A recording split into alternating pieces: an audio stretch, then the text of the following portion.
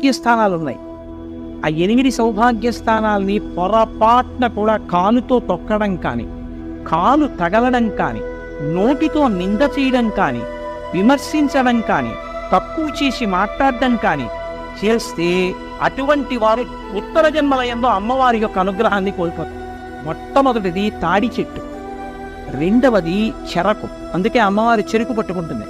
చెరుకు ముక్కలు తీసుకొచ్చి అమ్మవారికి పెట్టినా వినాయకుడికి పెట్టినా పరమ ప్రీతి.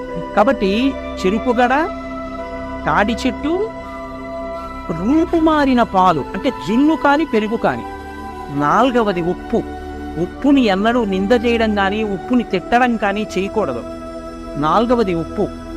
ఐదవది అనుములు.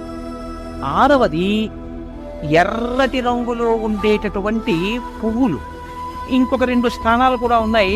జీలకర్ర. 8వది ధనియాలు.